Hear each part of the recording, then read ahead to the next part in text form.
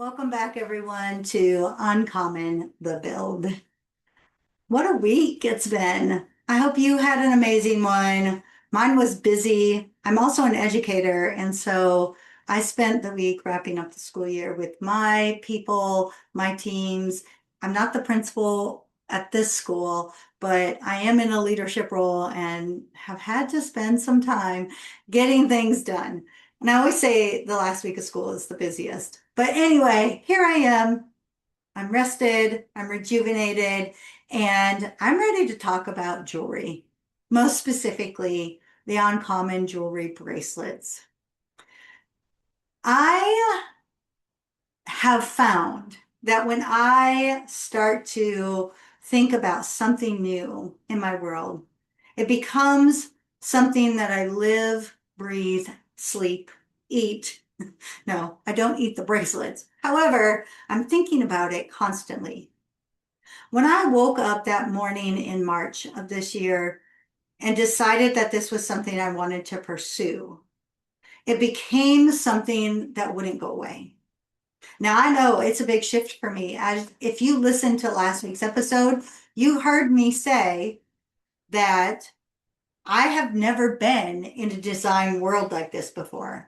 Yes, I'm an author. I have created stories, books. I'm a speaker, all of the things. But to actually put together something that is going to go out in the world to help people feel better about themselves, to look beautiful, that's not been something that I have ever actually done. But I find my inspiration comes to me and it doesn't go away. And that's exactly what we're going to talk about today on this week's episode. How I develop the ideas to build the jewelry. So let's get started. Back in March, when I decided that this was something I wanted to pursue, I woke up one day and it was stuck on my mind. I kept seeing beads, bracelets, colors, and I started to notice that when I saw other people, that's all I noticed about them. Not earrings, not necklaces, and surprisingly, not shoes, because that's usually my obsession. But I started noticing if people were wearing bracelets. What kind of bracelets? How did they fit together? How did they fit with their outfits? I started talking to people. Oh, your bracelet is so beautiful. Tell me about it. Sometimes I would just hear, oh, I got it on Amazon, or I got it at Target, or I found it on a website, or I went to an at-home party and this just stood out to me. Many times there was no rhyme or reason for why the jewelry was being worn, except for it was pretty. It matched the outfit. So I started to think and ponder on that. And I started to think about my own collection of jewelry. Now, typically, you're always going to see me in earrings, and most of the time, they're going to be silver. I'm not a big gold person. I've dabbled in it a little bit, especially way back in the 90s, but I prefer silver. I feel like it just fits me and my outfits a little bit better. You're always going to find me wearing a bracelet.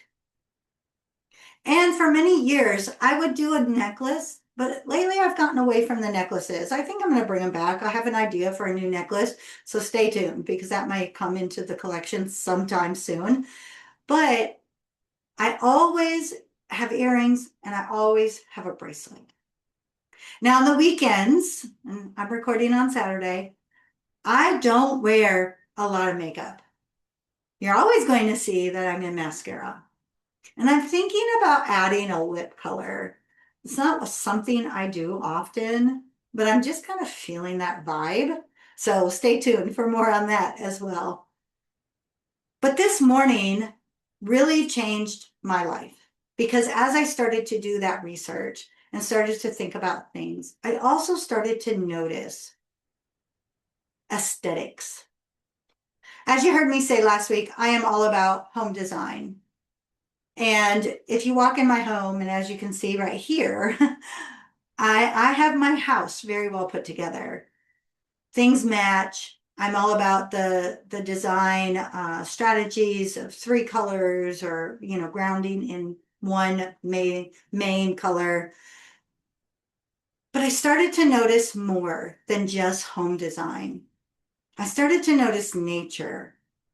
I started to breathe and look around, which is kind of ironic because somebody told me about 10 years ago, you're somebody that's so focused on your goals, you're not enjoying life. And I thought about that day. I wanted to think about life and enjoy the pretty colors and see what's out there in the world. So I started to look around. And that very first day I did that, it was spring break. I'm up early, walking my dog, noticing the sky. And I was thinking because all this stuff on my mind, plus all this stuff personally on my mind, plus all the school stuff on my mind, my friend was right. I can get very caught up on my thoughts and forget to breathe. And that morning, I just said, I have to slow down. It's spring break. Let me breathe and let me be thankful that I got another day on this planet. And at that moment, I looked up in the sky and it was the time when the sun was rising and the colors were beautiful. The colors, blues and pinks and creams and golds and the sun shining orange and just all of the colors coming together. I thought, wow, for the first time in a long time, I feel calm. And I knew I had to capture that when I put together my very first bracelet. So I got back and I'm online and I'm looking for beads and I'm looking and looking. And I happened to go to get my nails done. And right by the nail salon is a Michael's. So I thought, I'll just walk in and I will see. And I walked in and I found the perfect set of beads. And I purchased them. And I come home and I laid them out. And I looked at the other stuff that I had randomly purchased because I hadn't had a lot of things that I got intentional yet. And I thought, okay, what if this went with this? What would that look like? So I tried it. I didn't like it. So then I thought, what if I just did the beads together? And I tried it. It was fine, but it didn't stand out. It didn't give me the feel I was looking for. And so I tried one more combination. These beads with silver spacers. And not a dull silver, a bright silver. Because in my mind, I was thinking, that's kind of like the silver lining of being able to live and breathe one more day. And so the calm was developed. And now when I sit and look at it, I think of that sky. When I put it on, I feel that sense of gratitude that I get another day in life. This is part of the Presents collection, which is an everyday collection you can wear with anything. So as you can see today, I'm in jeans and a t-shirt, and this would fit perfectly. Tomorrow, I'm going out for dinner, so I may dress up a little bit. This could fit perfectly with that as well. But this bracelet is for the woman who chooses calm over the noise. Because she's looked up in the sky and realized that she gets one more day to live life.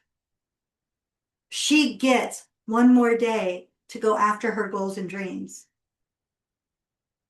And she gets one more day to breathe and be herself.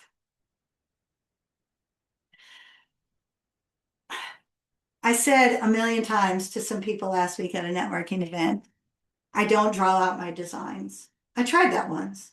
I started to get all kind of ideas and the bracelets got all crazy and wild. Maybe that'll change in the future. Someone asked if I'm using any specific software to put my designs together. I'm not. Again, maybe that will change in the future. But I also want to say this. When I intentionally put my jewelry together, I'm also not thinking this can one day be mass produced. That's not my goal. My goal, yes, it's to get you the bracelets you want.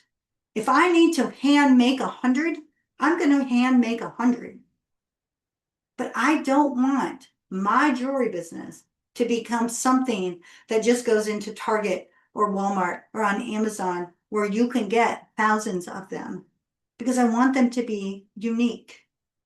I want them to fit the woman's story, her goals, her dreams, her aspirations. I think that's what makes Uncommon Jewelry so much different than everyone else. Now, yes, that's going to be a lot of work for me. Yes, it means I'm going to have to continue to make different bracelets in the future so that we don't just have 1, 2, 5 that we can choose from.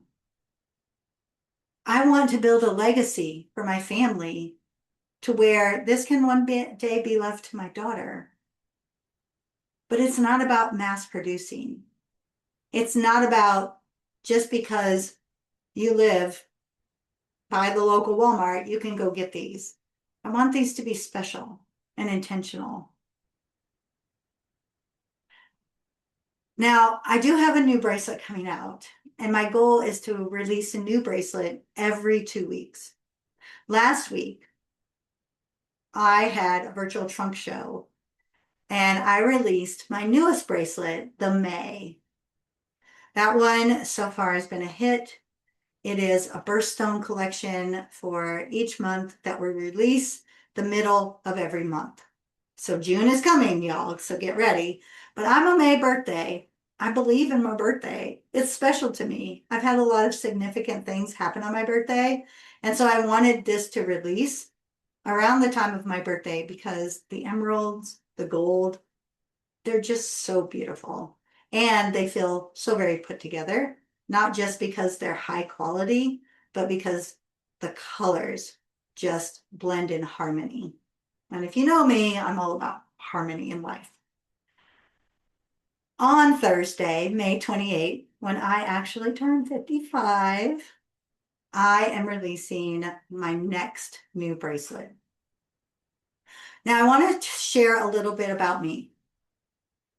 I grew up in a home where my parents had some struggles with different things, mainly addiction to different substances. My dad got sober when I was around 9 or 10 years old, and I guess my mom just couldn't handle it. She dealt with a lot of mental health issues in addition to that. And at that point, I noticed that she started to self-medicate with different substances. That's a lot for a 10-year-old to handle.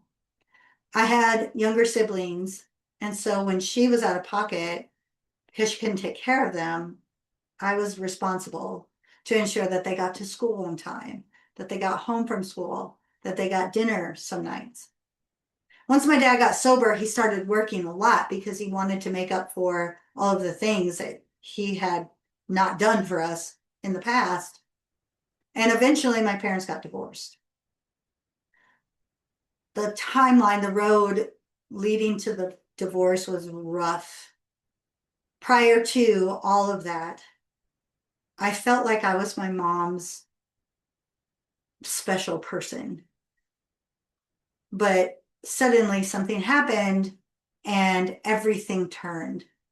And I stopped having a relationship with my mom when I was 14. That's rough for a girl at that age. Now, I don't share this because I want you to feel sorry for me. I don't share this because I'm probably unique, because I'm not. Many, many girls deal with this. Part of why I do what I do. However, we also had some other things take place that just changed our whole world. My siblings went to live with my mom. I stayed with my dad. My dad remarried someone almost very close to my age, 7 years older. She was legal, of course. But a lot of that is a lot for a 14 and 15-year-old girl to deal with. In addition to that, because we had to make sacrifices and changes and things that had happened over the years, financially, we weren't a wealthy family. I started working when I was 14, even before that as a babysitter, just to be able to buy the clothes that I wanted to buy. I then went off and paid for my own college. I went off into the world to be a teacher 1,000 miles from home. I had the support of my family, but I didn't have them right here in the vicinity to help us do the things we needed to do. At the time, I was married, and that was up and down and over and under. We were young, we were high school boyfriend and girlfriend, and you know what they say about those relationships. They're very hard to sustain over time. I went through a divorce that was ugly. I went through a recreation of who I was. Then I started to question all of the things in my life, and I eventually got to a place where I left my role as principal to start a new business. It was rocky for a couple of years. I couldn't figure out exactly what it was I wanted to do. I thought maybe real estate, home design. I thought maybe authorship, writing, speaking, and I do those things. I thought I wanted to be a life coach for women. I thought I wanted to be a coach for teachers, all the things. But I still couldn't find the right thing. Of course, as you've heard me say earlier in this episode, moving into this role as a designer, I think it's the path. But when I look back on everything, I've had doors closed on me. I've had people say things about me that have not always been kind. I've been judged. I've been on top of my game, and I've been at the lowest points of life. I've had really great times, and I've had times that I've wanted to just crawl in bed and hide under the covers. But most recently, finding this new path, it's made me realize that that road led me to exactly where I am right now. I know I am capable of building something big. I know I am worth the sacrifices that I've made over the years to be able to go after my dream. That didn't come easy. I had to do a lot of work on myself and my own mindset. But it's taught me how to be confident with who I am. Whether I'm on a high or a low, I'm still worth pursuing the dreams and building a life that I want. I've had the courage to say, yeah, that was really crappy, but let's keep going. And I've finally gotten clear on exactly what I'm building for the future. And as I sat down with the materials for this next bracelet, I didn't want them to be cheap because the work I've done on myself, it's not cheap. I've had to dig deep and work hard to get to where I am. And I wanted something that reminded me of that. Now, I've always been inspired by fine jewelry. Sure, if I could afford it, well, I'd have it all. I'd have the Tiffany bracelets, the diamond rings, all of the things. I'm not there yet. So then I thought, okay, so why don't you design it? Why don't you make it? Because what if there's a woman out there in the world that feels exactly like you, that she's been through the fire and she's ready to come out and say, this is who I am. I am worthy of being in any room. and I'm ready to go after my goals and dreams. And so I sat down with some platinum beads, onyx beads, some 925 sterling silver little pendants, little charms. Didn't want anything that was going to be gaudy or draw a lot of attention. I wanted something simple, classic, and exquisite. And I came up with the signature. Now, the camera's not going to do this justice. I'm going to promise you that. But look at how beautiful. It's heavy. Not like my arm's going to fall down, heavy. But it's heavy enough to know it's structured. It's strong. The black represents the essence of me, because most times you're going to find me in black. And after I looked at so many things that I've done over the last 54 years of my life, when I sign my name, I sign it and I put a heart. I don't know why I started that, but I started it. And so the heart represents my signature piece. Because I've always said, you have to think with your head and you lead with your heart. So the signature comes out this week, May 28th. Definitely can go over to my Shopify site, uncommonjewelry.net. Check it out. Check all the other pieces out, including the calm that we talked about before. But this is how I design. This is how I put together my jewelry. And again, every piece tells a story. Every piece is intentional. And every piece is made to represent the woman that you have become. We're not mass produced. We never will be. Because you deserve to have my time and attention. A bracelet that is purposefully put together for you. All right, I'm so excited about this release. I'm so excited that you joined me this week on this episode. I cannot wait to see where we are a year from now. But my main goal with all of these episodes is to document the journey, the ups, the downs, the overs and unders, the successes and the challenges.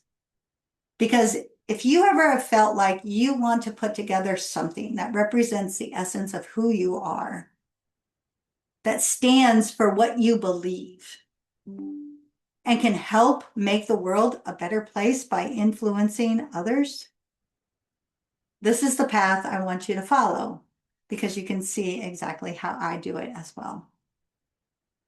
All right, I've been talking long enough because my computer just dinged and my battery's about to die. So join me again next week for another episode of Uncommon the Build, where we talk about all things uncommon jewelry and how we got exactly where we are today. Thank you, and I'll see you all next week.